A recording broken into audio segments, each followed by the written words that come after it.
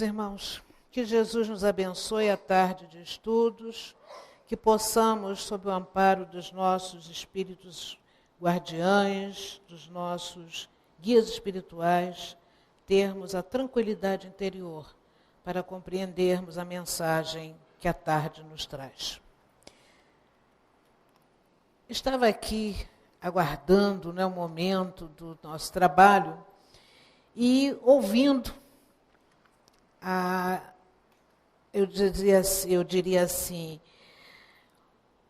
o cicio dos pássaros, que somos todos nós quando aqui entramos, e a nossa querida Vânia teve necessidade de, num determinado momento, dizer assim, vamos procurar fazer um pouquinho de silêncio, para que possamos ir gradualmente compondo a nossa atmosfera espiritual. Isso me remeteu ao meu tempo de magistério, lembrando a sala de aula, quando, muitas vezes, lá estávamos com os nossos alunos. Eu nunca fui professora primária, então não conheço muito do exercício com os pequeninos, porque eu digo que a criança me ganha, mas me ganha mesmo. Então, da maneira como eu fico muito sensibilizada com as crianças, então eu sempre trabalhei com adolescentes e adultos. Mas, seja como for, a idade não importa, sempre foi assim. É muito interessante, quando chegávamos à sala de aula, sentir aquele reboliço, aquela movimentação, até que pudessem eles entender que era a hora de iniciarmos a nossa conversa como professores, na hora de começarmos a aula propriamente dita. Mas isso não quer dizer que seja maldade das pessoas, absolutamente. Como lembrou bem a Vânia, a alegria dos reencontros, estarmos aqui ao lado de pessoas amigas, querendo trocar as nossas vivências, leva-nos naturalmente a esse estado de euforia, a esse estado de muita animação. Só que a gente esquece uma coisa, é que não somos só nós que estamos aqui, não somos só nós que estamos, neste momento, desfrutando da vibração do plano espiritual, desfrutando deste momento de encontro com a espiritualidade. Muito pelo contrário. E é aí que começa o nosso aprendizado. Nós aqui estamos também na condição de sermos aqueles que vamos dar todo um suporte para o trabalho da espiritualidade que está neste momento se desenvolvendo no andar superior. Vamos nos lembrar que quando aqui chegamos, quase sempre trazemos os nossos pedidos, trazemos o pedido de receituário, não é pedido de orientação, e esses pedidos que são recolhidos ali na recepção são imediatamente encaminhados para um setor que fica bem aqui em cima, bem acima assim, da nossa cabeça. É a área do que nós chamamos do apartamento. Foi um ambiente criado na nossa casa para que pudéssemos abrigar aqueles companheiros que, vindo de outros estados, ficariam aqui no repouso até o momento de trazerem também a sua colaboração ao trabalho. Então, nesse apartamento, nós temos os médiuns que lá estão psicografando, lá estão trazendo as respostas às nossas indagações, as nossas necessidades estão sendo analisadas. E é neste momento que cada um de nós precisa estar assim, mais concentrado para auxiliar a essa espiritualidade. Precisamos estar assim, bem mais voltados ao encontro desses espíritos, para que eles possam trazer a sua resposta e nos auxiliar. Então, com isso, nós começamos a refletir em torno exatamente desse título que nos traz aqui a nossa querida Joana. Nós e eles. Eles, aqueles, no caso aqui, os que estão do outro lado nos assistindo. Mas Joana vai nos posicionar dentro da nossa vivência atual, do nosso momento reencarnatório. Por quê? Nos estudos que temos feito ao longo desses meses, vimos, no último instante, as questões que vão de 100, né, a 113, a 113, quando nos foi trazido por Kardec a visão da escala espírita. E dentro dessa escala, nós vimos que os espíritos estão posicionados em diversos degraus em decorrência da sua própria evolução. Vimos que a escala, né, os que estão nos primeiros degraus, eles constituem a terceira ordem, ou seja, a classe dos espíritos imperfeitos. E desses espíritos, o que é que acontece com eles? Como eles são identificados? Predominância da matéria sobre o espírito, propensão para o mal, ignorância, orgulho, egoísmo e todas as más paixões que lhes são consequentes. Ou seja, nós poderíamos dizer que neste patamar estão aqueles espíritos que estão ainda muito próximos da sua condição primitiva do que aqueles que já têm a possibilidade de ver a Deus, nosso Pai. Mas Kardec, não é? Além de catalogar os diversos degraus intermediários até chegarmos à segunda ordem, nos dá, no entanto, uma esperança muito grande. Nós iremos passar dessa terceira ordem, desse primeiro degrau, para degraus acima. E ali entraremos, então, na escala dos bons espíritos. E quem são os bons espíritos? São aqueles onde já há predominância do espírito sobre a matéria, há o desejo do bem, suas qualidades e seu poder para fazer o bem estão na razão do grau que atingiram. Uns possuem a ciência, outros a sabedoria e a bondade. Os mais adiantados reúnem o saber às qualidades morais. Não estando ainda completamente desmaterializados, conservam mais ou menos, conforme sua categoria, os traços da existência corporal, quer na forma da linguagem, quer nos seus hábitos, onde se encontram até algumas de suas manias, de outro modo, seriam espíritos perfeitos. Aí eu fiquei me lembrando, né? As crianças, quando chegam no maternal, quando eles entram na escola a primeira vez, parecem uns foguetes. Aquela correria, é aquele encontro com os coleguinhas, é aquela agitação.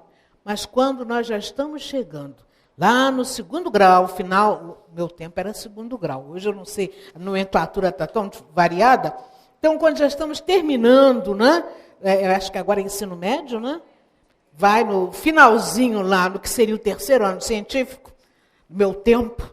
Então, quando nós já estamos chegando ali, vemos que o aluno já entra em sala de aula profundamente concentrado, na expectativa de ver o que os seus mestres vão lhe trazer. Naquela expectativa de um aprendizado que lhe garanta, logo após, quando vai prestar o vestibular, ele ter acesso ao nível superior, onde ele então já diz assim, agora eu estou pronto para a vida. Então a gente vai vendo que há uma mudança de comportamento, mudança de atitudes, e onde a criatura vai gradualmente se conscientizando de si mesmo, conscientizando de seus valores, de tudo aquilo que lhe será fundamental para o desempenho futuro, não é? Na sua vida profissional, na sua vida familiar, ao constituir sua família, enfim, quando ele já chega numa condição assim de homem pronto, vou usar essa expressão, na condição de adulto, que, embora não possa ser ainda identificada como a de espíritos puros, mas nos dá a impressão de que nós já estamos prontos para o que a vida vai nos pedir.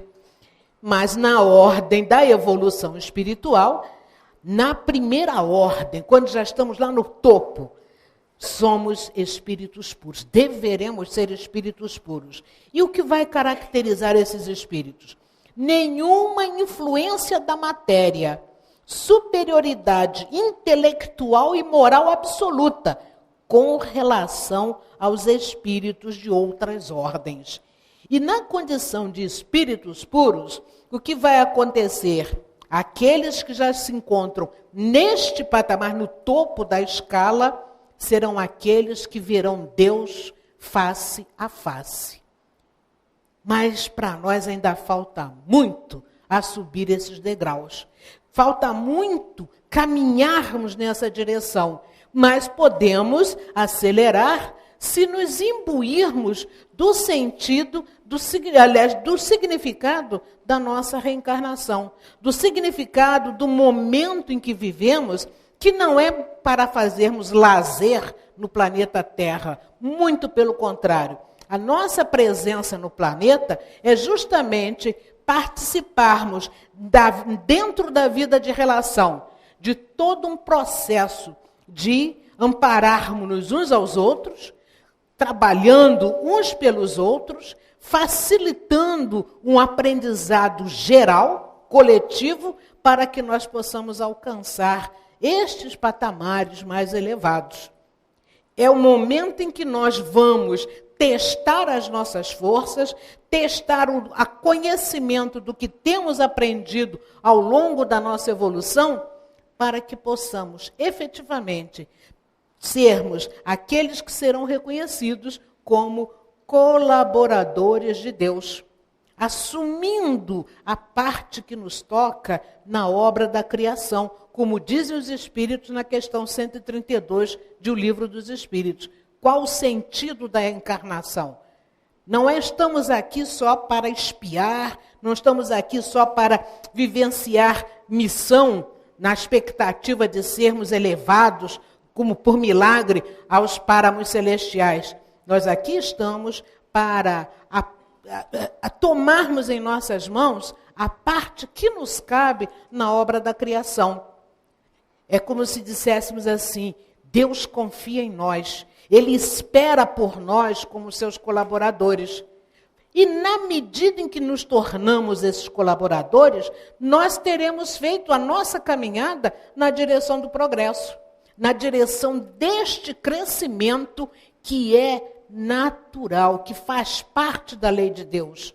Nós estamos caminhando há quantos milênios, desde o princípio inteligente, que começou sua evolução lá no reino mineral, hoje nós estamos no reino nominal. Mas em alguns momentos vemos criaturas que têm práticas, que têm forma de agir, que ainda o aproxima muito mais, não do reino mineral, mas muito mais dos reinos inferiores do que deste reino que, considerado na escala evolutiva, é o reino do homem de consciência, do homem inteligente, daquele que está no topo dessa escala evolutiva. Mas por que isso?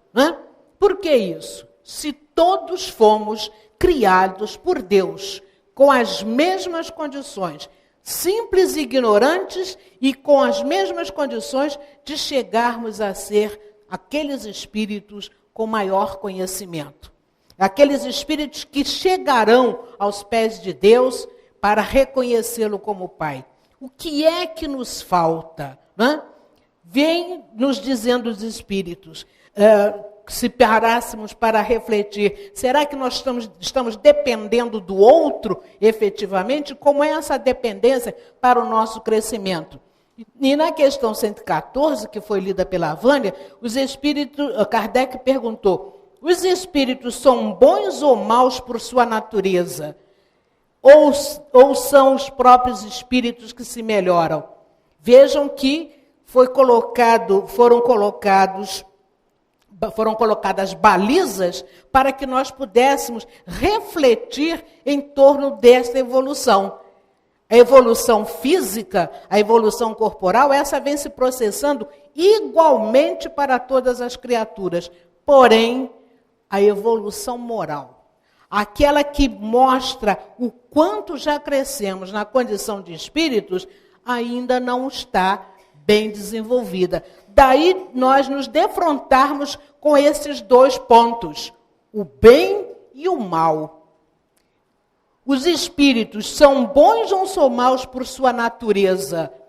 Ou são os próprios espíritos que se melhoram? E a resposta foi muito própria. Os próprios espíritos são os próprios espíritos que se melhoram. Melhorando-se, passam de uma ordem inferior para uma ordem superior. E nós vimos lá que aqueles espíritos que estão na condição de espíritos imperfeitos, qual é o problema deles? Tem a predominância da matéria sobre o espírito, propensão para o mal, ignorância, orgulho, egoísmo e todas as más paixões que lhes são consequentes. Então, isso quer dizer que nós estamos na escola certa, na sala de aula certa, que é a vida que nos convidou para, no processo dessa convivência uns com os outros, procurarmos superar todos esses aspectos que ainda nos colocam na classe inferior, nos colocam ainda no patamar inferior. Então, nós temos que trabalhar em que sentido? Vencer o predomínio da matéria sobre o espírito. E o que significa vencer o predomínio da matéria sobre o espírito? A primeira coisa é a gente parar e pensar assim. Lá do outro lado, eu acho que eles nos regem segundo, devem ter computadores bastante avançados, né? Onde cada botãozinho corresponde a cada um de nós. Chega o momento em que o ISO 900 já venceu, né? Porque nós temos um tempo de validade, né? Temos um tempo próprio para aqui estarmos. Então, o ISO venceu. Aí o que acontece? Chega lá, bota o dedo num botãozinho daquele, o corpo, ó, puf, no chão. Quem é que vai cuidar do corpo?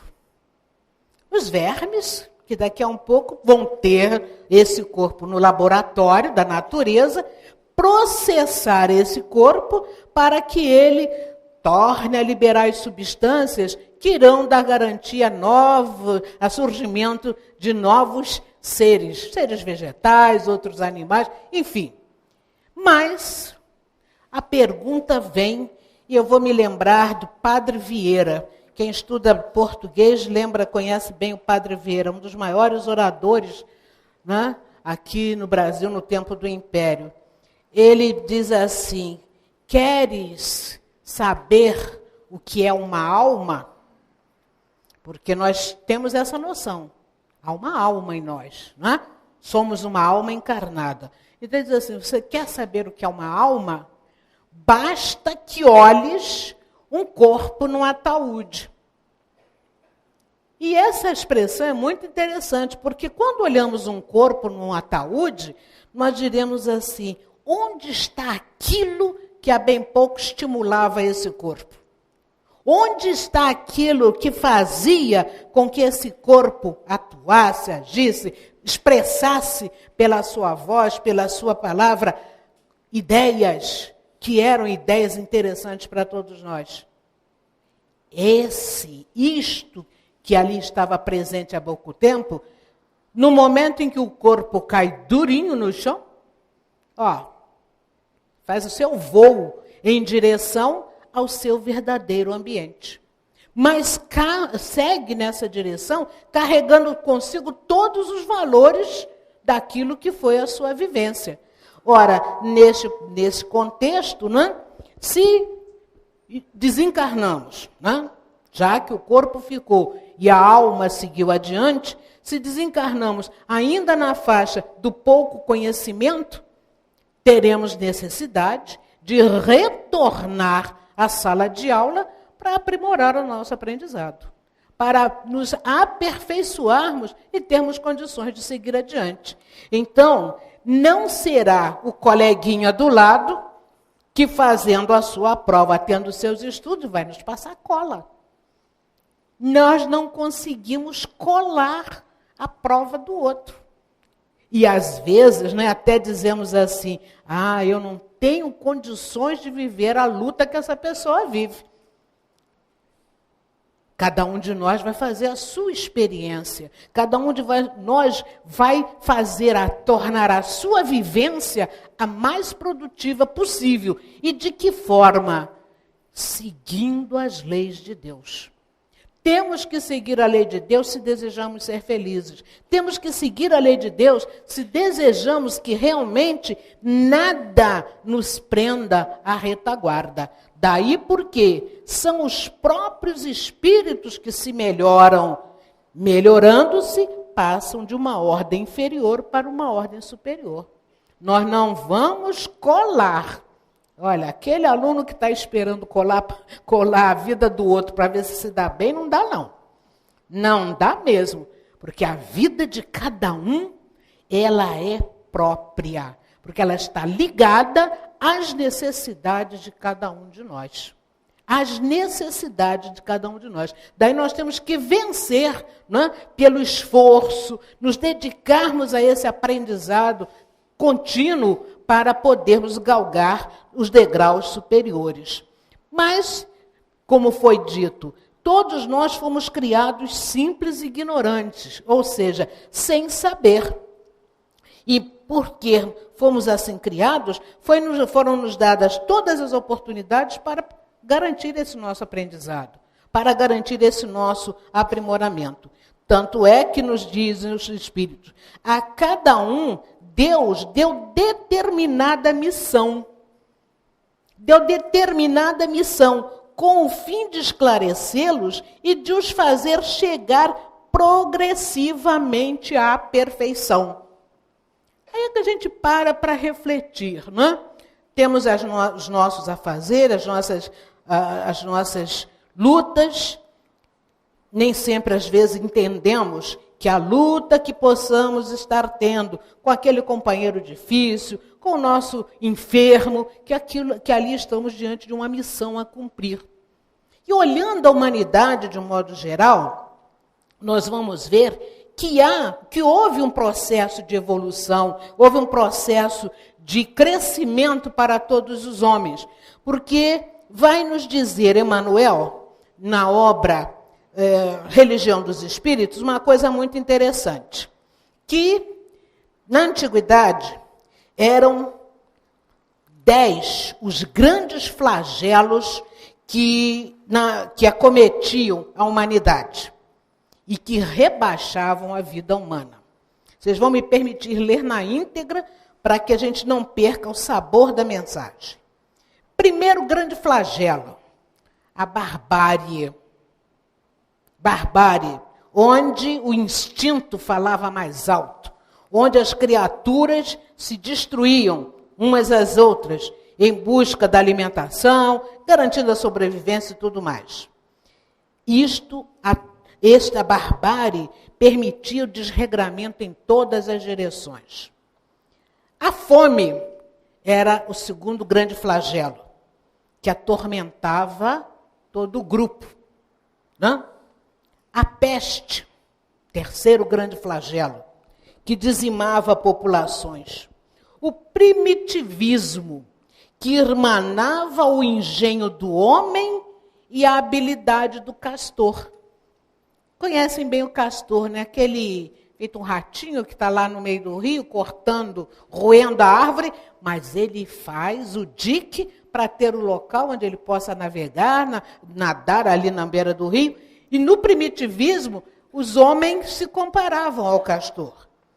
A ignorância que alentava as trevas do espírito. O insulamento, outro flagelo, que favorecia as ilusões do feudalismo. A ociosidade, que categorizava o trabalho à conta de humilhação e penitência. O cativeiro, que vendia homens livres nos mercados da escravidão. A imundície, que relegava a residência terrestre ao nível dos brutos. E a guerra, o 10º grande flagelo, que suprime a paz e justifica a crueldade e o crime entre as criaturas. Mas vamos passar olhos assim na evolução da humanidade. A barbárie, como é que ela foi vencida? Aquela condição de selvageria. Não se instituíram normas que organizassem a vida social? Não surgiu o governo? Não o governo nessa instituição que a gente está vendo lá, né, nas capitais, mas não houve uma criação de normas organizando a vida social? Isso não é uma evolução? Isso não foi um aprendizado feito pelos homens? Não conseguiu tirar os homens da faixa do primitivismo e não deu uma chancezinha de nós crescermos? A fome. Acabar com a fome entre os grupos. Quem surgiu a partir do momento em que nos identificávamos como irmãos? O comércio. Começou pelas trocas, né? Eu produzo isso, você produz aquilo, eu preciso do que você produz, você precisa... Aí começamos as trocas. Daqui a pouco começaram as caravanas a se movimentarem, trazendo de um país distante para o outro os produtos. E a fome foi gradualmente sendo reduzida entre as criaturas. Uma conquista. O comércio foi uma conquista, resultou de um aprendizado a partir da nossa necessidade. A peste. Vamos nos lembrar de Oswaldo Cruz? Cientista bem pertinho de nós. No período do Império, ele foi ridicularizado pela campanha que estabeleceu na cidade de comprar um rato. De cada pessoa que pudesse levar o rato para o laboratório, porque ao comprar o rato, ele estava levando as pessoas a darem um combate a um animalzinho que criou peste na cidade do Rio de Janeiro. Olha a ciência sendo, né, um fator de elevação do espírito humano. Hoje a gente combate o rato de todas as formas. Por quê? Sabemos que a partir dele temos as enfermidades. A leptospirose está aí. Quando dá chuva e que nós temos áreas infestadas de ratos, daqui a pouco as pessoas estão sendo contaminadas pela leptospirose. Mas a ciência tem a forma de combatê-lo. O primitivismo. Antigamente, né, era tudo um trabalho manual. Levava muito tempo para que houvesse a troca entre as pessoas. E, no entanto, a indústria facilitou, né? Ao replicar um exemplar, aí nós vamos tendo variadas formas, apresentações, e com isso todos temos acesso ao mesmo produto. O insulamento, ficarmos sozinhos. Primeiro grande elemento de aproximar as criaturas, telégrafo sem fio. Estarmos distantes uns dos outros e, através do telégrafo, nos aproximarmos. E hoje está aí a aviação, né? A navegação aérea, que nos reduz em tempo e distância esses insulamentos. A ociosidade, aquela preguiça, aquele descansar, né? Nós vamos ver que, à medida em que entendemos que se o outro precisa de apoio, se o outro precisa de uma assistência, e nós nos colocamos à disposição, ou seja, temos essa evolução do espírito, esse aprendizado que significa a evolução moral, o que é que nós vamos vendo?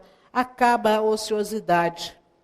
Nos dispomos a estar trabalhando cada vez mais uns pelos outros. E, em decorrência disso, nós vamos entender que o outro tem tanto merecimento à vida quanto nós. Estabelece-se dessa forma a educação do espírito. Nós vamos nos educando, vamos entendendo que não precisamos mais viver aquela fase da agressão mútua. Muito pelo contrário, nós hoje trabalhamos pelo amparo mútuo. Entramos naquele aspecto que nos diz o Evangelho, lá no capítulo 13. Beneficência. que a vossa mão esquerda não saiba o que dá a vossa mão direita. Passamos a entender, né, de caridade, de benevolência. Então, nos ofertamos, nós nos damos ao trabalho do bem. Basta ver todo esse processo em que hoje em dia vivemos na busca de ser voluntário. Antes, né, quase que nos víamos obrigados a servir uns aos outros. Hoje em dia, entendemos o que é fazer um trabalho voluntário. É um trabalho de doação ao outro, mas, em compensação, é um trabalho a nosso próprio benefício. Porque no momento em que eu estou me doando, no momento em que eu estou me tornando útil ao outro, eu sinto paz interior, eu sinto a tranquilidade interior. E eu olho para mim e digo assim, realmente eu não posso mais viver naquela condição do ignorante. Hoje eu sei, então eu posso servir. A imundície, né? que é o nono flagelo. A higiene hoje está aí. Todo um serviço, né? Todo um trabalho voltado à higiene, ao extermínio das bactérias. Lutamos para tornar os nossos hospitais ter um ambiente mais saudável. Lutamos para que em nossas casas também tenhamos um ambiente o mais saudável possível. E tudo isto é resultado de quê? Do progredir do espírito. É observarmos que vamos dentro desses dois parâmetros, o bom e o mal, fazendo as nossas escolhas. E essas escolhas, que são, na realidade, o uso do nosso livre-arbítrio, a nossa determinação em optar por um lado ou para o outro, vai nos dar as condições necessárias de fazermos esse esforço de crescimento, de fazermos esse esforço de caminhar até o Criador da vida. Mesmo que ainda vejamos em torno de nós o mal presente.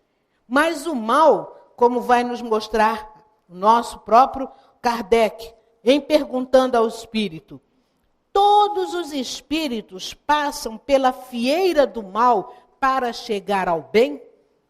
Ou seja, existe um mal menor, um mal médio e um mal maior?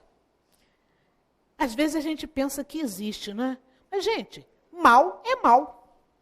Não existe mal pequeno nem um mal maior. O mal é o mal. Então, responder os espíritos de uma forma muito interessante. Pela fieira do mal, não. Pela fieira da ignorância. E fieira da ignorância significa dizer que, embora eu tenha um ano inteiro para fazer o meu aprendizado, mas aquele professor, né, é tão exigente, aquele professor que puxa tanto pelo meu pé, às vezes até a família traz um explicador para ir gradualmente ajudando a criança a se desenvolver, mas tem criança que é rebelde, não tem? Mas aquele professor, mas veio trazer esse assunto, um assunto que eu não gosto. Não, é um assunto que eu não gosto, mas vai cair na prova. E aí? Temos que saber alguma coisa. Se não sabemos o suficiente, qual é o resultado? O resultado é chegarmos àquele momento, qual é a palavrinha que tem quando a gente fica na dependência, né? Ficamos na dependência, vamos fazer mais um períodozinho, estudar aquela matéria para alcançar o conhecimento necessário e sermos aprovados para a série seguinte. Aí estudamos nas férias, reclamando, mas para todo aquele que bate o pezinho no chão, não, eu não quero, a vida está aí mesmo para nos dizer como é que nós vamos conseguir ser aprovados. Meu filho, não vai depender do seu colega. Por isso eu digo, quem tem o hábito de colar, olhe para a sua prova, não olhe para a prova do outro. Não olha porque na hora em que a vida nos convida exatamente para fazermos o exercício do nosso conhecimento, da nossa capacitação, nós vamos ver que ali ficou faltando aquilo a que eu não me dediquei no momento certo. O outro pode não ter passado nem por cursinho, mas era aquela criatura dedicada, determinada, que procurou aprender com o seu esforço. E olha como é interessante, quanto mais se esforça, quanto mais leva noites em claro, às vezes estudando, na hora da prova, na hora do concurso classificatório, quem é que vocês pensam que vai ficar ali do lado dele ajudando? Ele não precisa do ponto, né? Que hoje até no vestibular fazem isso, né? Ponto, e tem alguém lá na rua respondendo as questões. Mas tem os fiscais que vêm, né? E aí anula o concurso. Mas nós não precisamos, aquele que estudou, que se dedicou, não precisa disso, porque ele terá ao seu lado o seu benfeitor, que lhe dará todo o amparo necessário, o ajudará com a tranquilização mental, a fim de que a gente vá lá dentro e puxe aquela fichinha onde está tudo aquilo que nós estudamos. Nós teremos aqueles bons amigos que vão nos dar o suporte necessário para sairmos vencedores. Temos que mostrar o nosso esforço. Temos que mostrar a nossa determinação para alcançarmos o degrau acima. Não adianta ficarmos na expectativa de que alguém vai nos dar a mão para que nós possamos pular degraus, porque nós vamos perceber que ao pular um degrau, esse degrau pulado vai fazer falta no nosso conhecimento. E ao fazer falta no nosso conhecimento, quando a vida me apresentar o problema mais adiante, eu não saberei como resolvê-lo. Daí porque nós vamos entender o que nosso querido Emmanuel vem nos falar. De todos esses flagelos, nós vimos que a pouco e pouco, cada um foi trazendo como resposta do esforço humano uma condição de solucionar. Mas por que não acabaram as guerras ainda? Por que este flagelo ainda não foi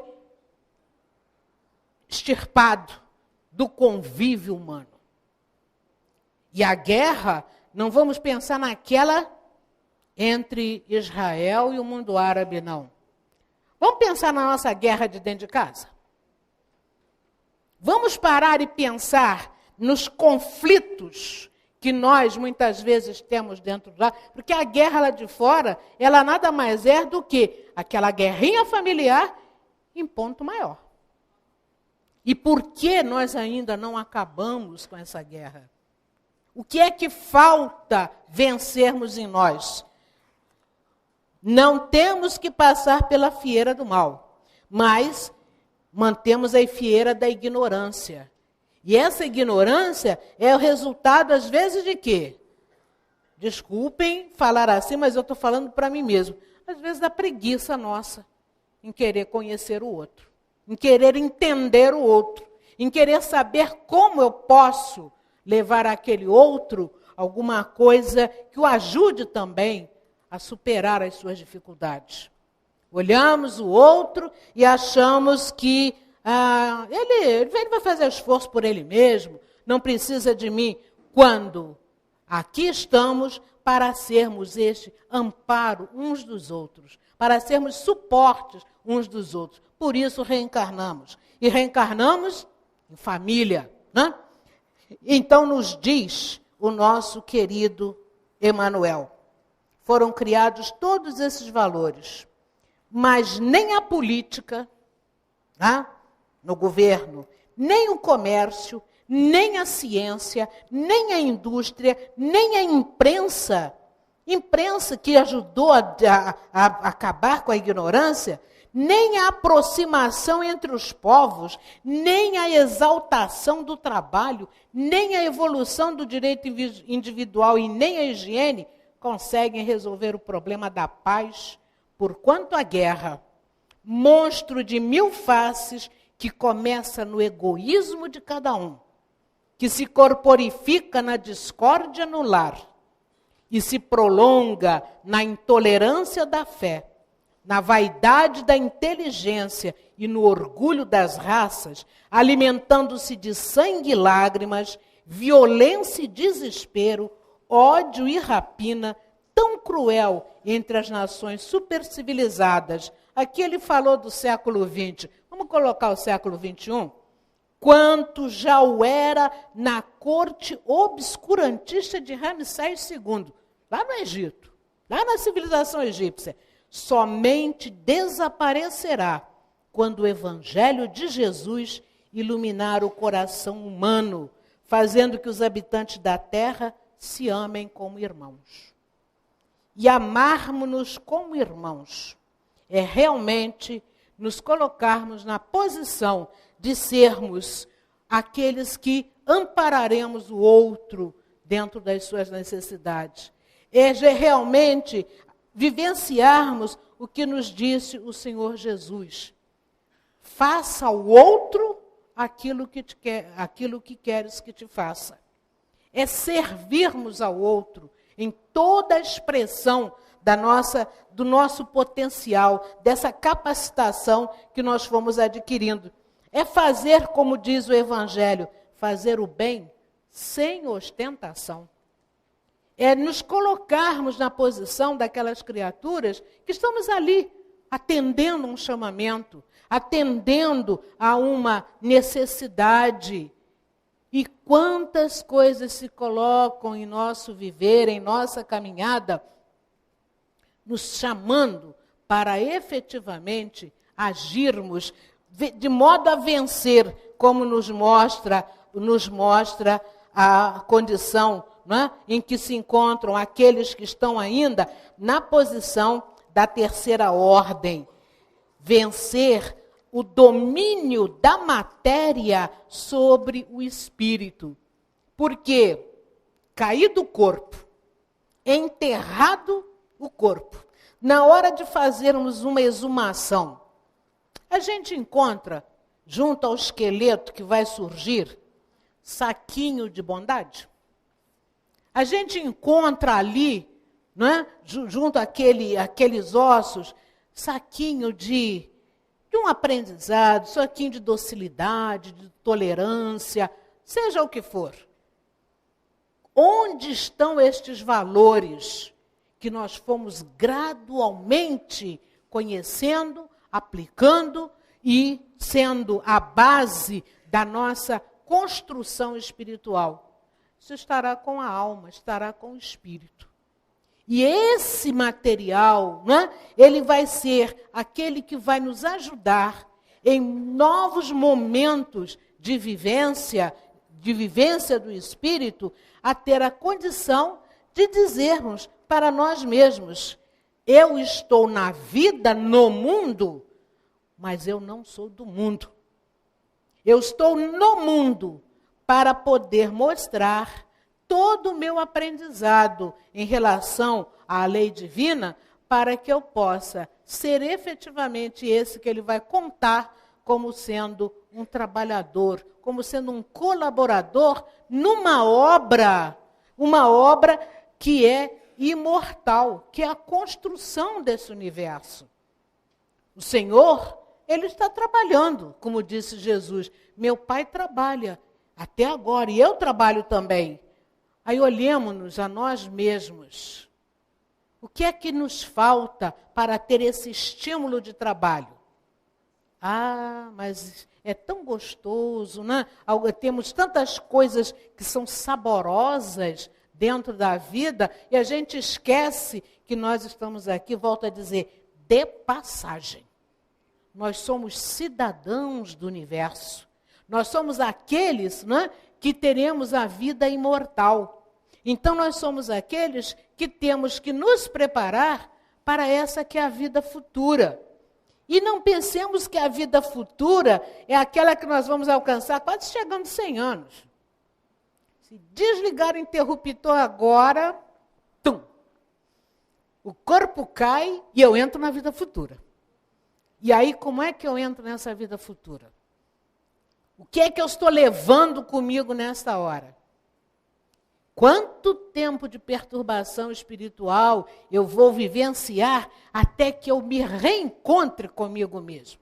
Ou seja, e essa perturbação espiritual, vamos entender aqui um pouquinho, não é ficarmos só vagando na erraticidade, é até o momento em que eu me despojo das vibrações da matéria, que ainda estão tão presentes, não é? No sensório, ainda estão muito presentes no nosso corpo perispiritual. No momento em que a gente se despoja disso e se vê realmente espírito, então nós iremos lamentar as oportunidades que nos foram ofertadas e nós deixamos passar de lado. Quando isso nós conseguimos realizar, quando nós, ao invés de deixarmos que a matéria nos conduza, pelo contrário, e nós vamos conduzindo este barco, que é o nosso corpo, nós vamos fazendo esta aquisição destes valores que vão nos dar condição, fortaleza para galgarmos os degraus que nos levem, não é? De ponto a ponto, nos vencendo, mas vai nos dar condições de gradualmente fazermos essa ascensão. Alguns poderão fazê-lo mais rapidamente, se decidem por uma escolha em que o bem se expresse de forma melhor. Mas não quer dizer isso que o fato de já conhecerem algum bem, que já deu chance de vencer tudo. Porque às vezes nós podemos vencer, por exemplo, o orgulho, né? Nos tornarmos, buscar ser mais humildes, mas ainda podemos ser egoístas. Mas ainda ter alguma coisinha lá dentro que nos diga assim, não, primeiro eu, depois o outro. Já temos tanto aprendizado de doutrina espírita, os espíritos vêm nos falando tanto, né, desses valores, já aprendemos muita coisa. Mas se nos disserem que amanhã não vai ter mais arroz para a gente comprar, vamos todos para o mercado, aqui atrás da parede, né? Vamos comprar o arroz que vamos colocar lá na nossa despensa para garantir a alimentação da família. Estocamos na nossa despensa. Só que o estômago é desse tamanho. Agora até fazem cirurgia para diminuir mais o estômago. Né? O estômago é desse tamaninho. Quando nos damos conta, o caruncho já comeu mais da metade daquele arroz acumulado. E não vimos que o vizinho do lado, aquele que mora no casebre do lado da nossa casa, não teve a oportunidade de comprar o arroz. E a gente sabe, né? Os espíritos nos explicam, nos orientam, e a gente tenta fazer todo um esforço de realmente seguir esses ensinamentos. Mas ainda falta muito para esse aprendizado. Mas esse aprendizado pode ser mais acelerado se nós nos decidimos a seguir a lei de Deus. Se nós nos decidimos, se nós compreendermos que Deus é o provedor de todas as nossas necessidades. Não pensemos que vamos ficar desprovidos. Dr. Bezerra de Menezes, né, num dos seus momentos de vida, teve um dia em que a esposa virou para ele e disse assim, não temos nada na despensa. Falta coisa. Você tem dinheiro aí das consultas para fazer compra? Aí ele disse assim, não tem, porque todo o dinheiro, tudo aquilo que ele recebia um pouquinho a mais, ele atendia aos seus pacientes, né? Via a necessidade de cada um deles. Então, ela disse assim, mas não é possível. E como é que vai ser? Ele disse assim, vamos orar. E a esposa dele deve ter pensado, se oração vai resolver alguma coisa, né? Mas colocou-se ao lado dele, então ele fez uma oração a Maria, com toda a unção, com todo o amor que lhe era próprio. E saiu para o seu consultório. Foi trabalhar. Quando ele retorna, né, à tarde, quase anoitecendo, a esposa está à porta e diz assim, mas que bonito você fez, né? Que surpresa agradável. Ele diz assim, mas sabia o que era? você queria me fazer uma surpresa, por isso você não me disse nada. Foi só você sair, para que você mandou uma carroça com tanto alimento? E ele disse assim, mas eu não fiz nada. Mas olha, então quando ele foi olhar, a despensa estava lotada. E ele não tinha ido ao empório para fazer compra, não tinha pedido a ninguém, mas a sua prece, com base na confiança do amor em Deus, na certeza de que o Senhor nos provê a tempo e a hora dentro das nossas necessidades, lhe garantiu a subsistência da família. E muitas vezes, meus irmãos, nós paramos e perguntamos assim, onde está Deus que não vê a minha dificuldade? Vem a pergunta dos Espíritos, e onde está a nossa fé? Onde está a nossa confiança? Onde está a nossa certeza dessa paternidade? Se tivermos essa certeza, se tivermos essa confiança, esta fé, nós aceitaremos as provas que nos são trazidas pela vida. Iremos nos aplicar na realização destes testes, tendo a certeza do aprendizado. E saibam, seremos aprovados. Vai depender de cada um. Vai depender da escolha, da determinação. Mas façamos por merecer, porque no fundo o mérito será só nosso, pelo esforço que tivermos despendido. Que Deus nos abençoe, que Deus nos sustente e que Deus nos ajude a subir a escada, a famosa escada de Jacó, que há de nos levar até o Criador. Vamos sair do primitivismo, vamos nos lançar na direção desta pureza espiritual, sendo cada vez mais filhos de Deus, trabalhando pelo bem geral. Que Deus nos abençoe.